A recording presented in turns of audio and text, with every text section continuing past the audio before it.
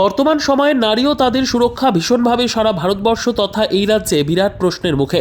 School, college, বিশ্ববিদ্যালয়, হাসপাতাল, স্বাস্থ্যকেন্দ্র, চাকুরিস্থল, এমনকি তার পারিবারিক বৃত্তের মধ্যেও যৌন নির্যাতন, ধর্ষণ, গণধর্ষণ ও খুন ঘটে চলেছে।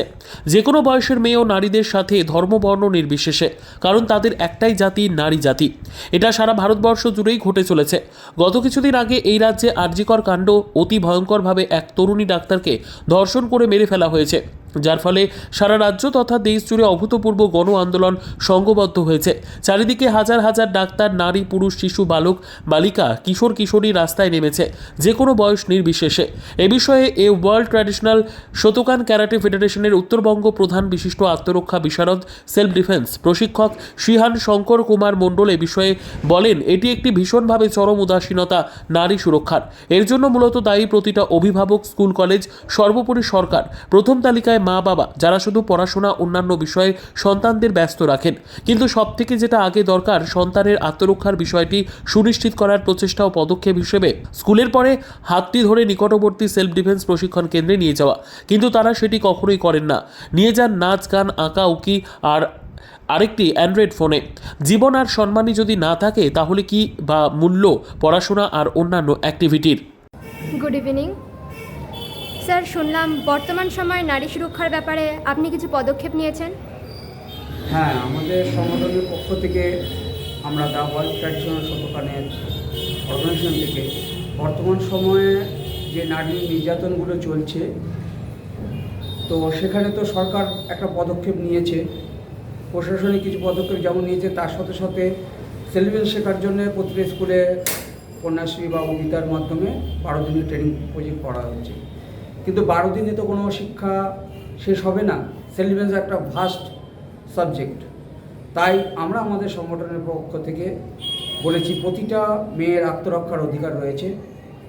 তো সেই কারণে আমরা আমাদের এই জেলার যত স্কুল আছে প্রতিটা স্কুলকে বলেছি যে আমাদের এই অর্গানাইজেশনে তারা ফ্রি অফ কস্ট 5 বছর সেলফ ডিফেন্স ট্রেনিংটা করতে পারবে এবং তার জন্য তাদের কোনো খরচ লাগবে না। গুড ইভিনিং ম্যাম, শুনলাম আপনারও তো মেয়ে এখানে শিখছে, তো আপনি এখন থেকেই কেন শেখাচ্ছেন? প্রথমেই বলি, যে কোনো ফিজিক্যাল অ্যাক্টিভিটি যাই হোক, সবটাই একটা খুব ডিসিপ্লিন ওয়েতে চলে সবটাই।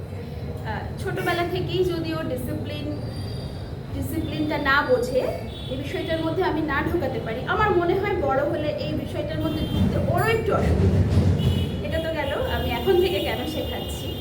আর একটা এখন যা আমাদের, শুধু এখন বলবো না, চিরকালই মেয়েরা যেহেতু শারীরিকভাবে পুরুষের তুলনায় অবশ্যই তারা শারীরিকভাবে পুরুষের তুলনায় কম শক্তিশালী, এটা কিন্তু খুব সত্যি কথা। তো বিভিন্ন রকমের ফিজিক্যাল টর্চার শুধুমাত্র যে পুরুষ দ্বারাই হচ্ছে, বিভিন্ন সামাজিক স্ট্যাটাসটাই এখন এরকম, এখন না চিরকালই ছিল।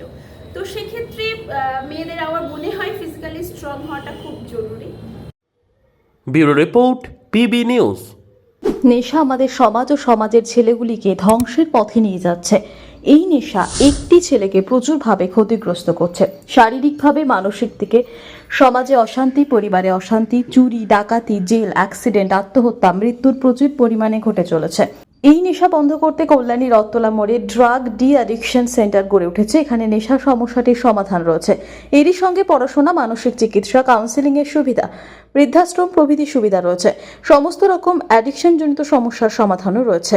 নিউ আশা ফাউন্ডেশন, ঠিকানা কল্যাণী, নদিয়া, পিন 741235, যোগাযোগ 7430900351, 9093099088।